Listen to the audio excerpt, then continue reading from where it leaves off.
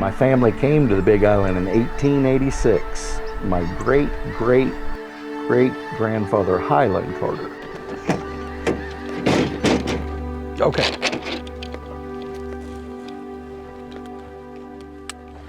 They started building levees to keep that ever so feared Neosho River off the properties in 1905.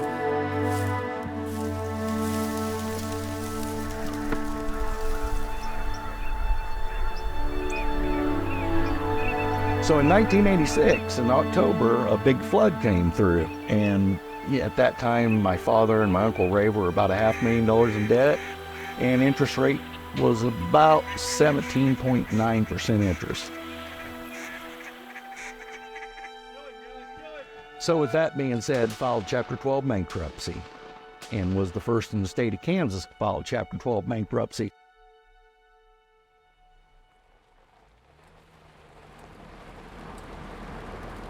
Since we couldn't beat the river, we decided to join it.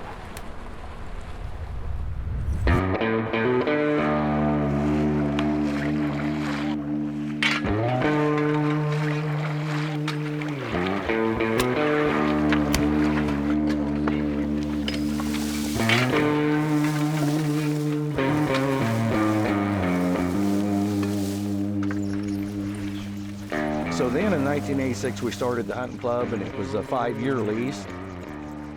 Started building more wetlands, taking more acreage out of production, picking up little spots, instead of picking up 1,000-acre tracts, grab a 40 or 50 if it was in the right spot. And then it rolled over into started taking day hunters. And I did that for like 25, 30 years.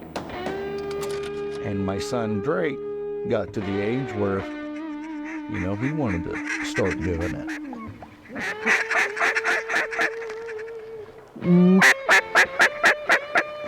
Kill him, guys, right there, kill him.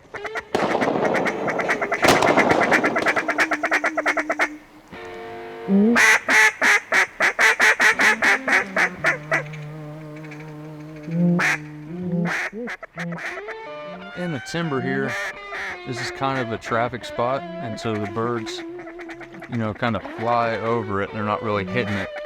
And so you want to kind of be real loud and assertive and get their attention. Kill him, guys, kill him. Nice shot.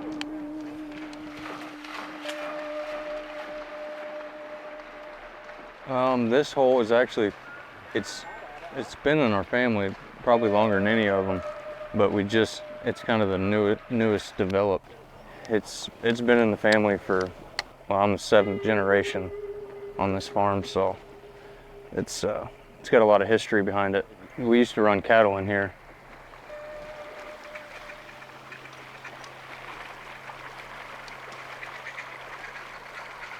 I think we're gonna wrap it up and maybe go out to the pit this afternoon or mid-morning or so. I thought those big ducks were gonna do it this morning. Those two. Me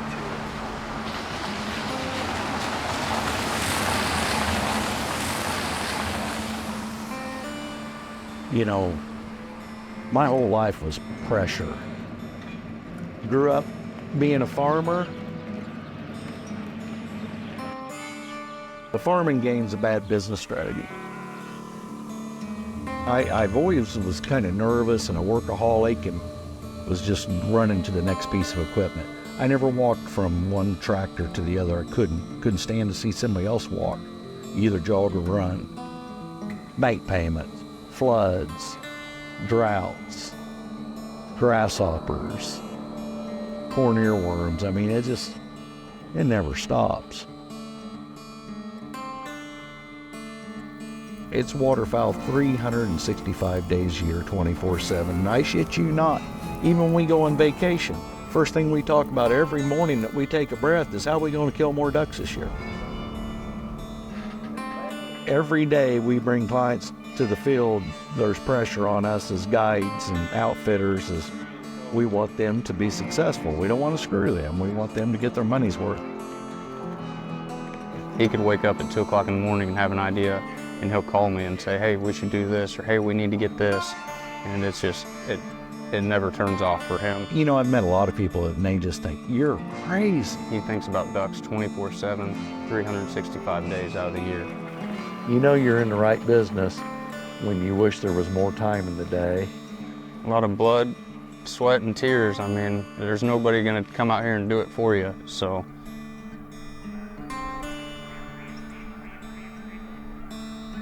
What does duck season mean to you? Duck season? Duck season is kind of like the playoffs.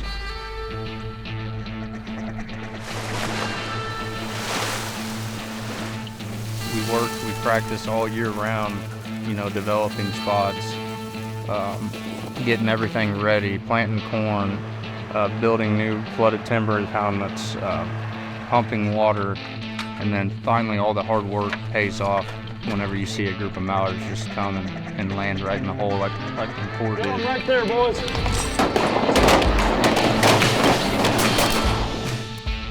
The mallard's just the king. He's the only one that will communicate with you and respond.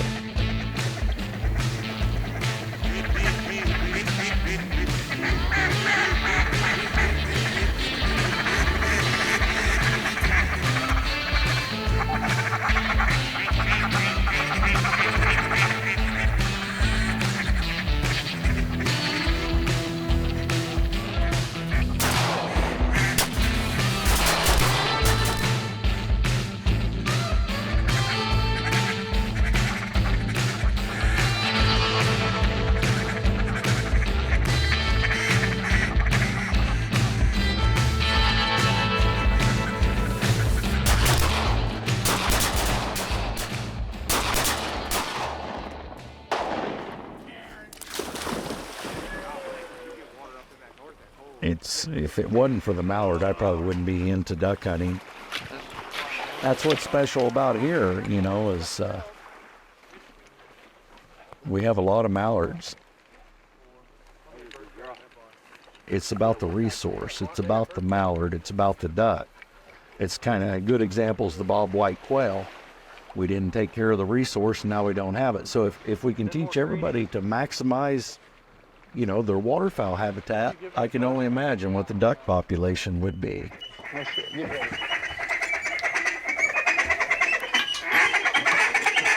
Kill him right there. Kill him, boys. Hey, Mark. Here. Good boy. Good boy. It's all about experiences and getting somebody on their first duck or just spending time with their family, you know. A lot of these guys, they might only hunt once or twice a year, and if they spend their money with us, that just means a lot to me. Well, that it is hunting and it is fun, but we live for this. This is our whole life, and so we do our damnedest to try to make everybody feel a part of the club.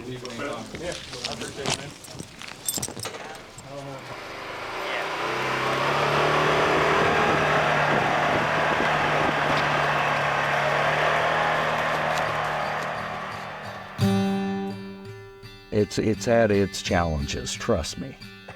I turned into a terrible alcoholic, was drinking 30 beers a day and wearing a cowboy hat and making sure everybody opened the door for the women. And I mean, it's like Marshall Dillon showed up. When I was younger, I hated working with my dad because he was a hard ass and he always wants the best, you know, and it seemed like I could never live up to his standards.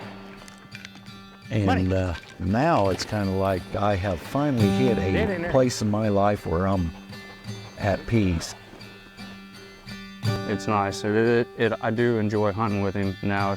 In the past couple years, you know, he's really kind of let me have more control and take over everything. And when I talk about pass it on or lose it, I'm not really talking about the property. I'm talking about the heritage and the tradition. Grew up being a farmer, always hunting, but farmed for a living, and now we guide for a living and farm for pleasure. So it's totally 180, and the whole concept's 180. We built levees to keep the river out, and 100 years later, we spent thousands of dollars to buy pumps to pump that ever so feared water over those levees into the flat pin oaks and greenlands down here. It's duck farming, I guess you could say. But yeah, I'd say I'm 50-50, half farmer, half duck hunter. Because I like shooting ducks, but I like everything that goes on into it. I like all the off-season work and being able to show up to a spot that you created and seeing ducks work it is just, that's what really lights my fire. So.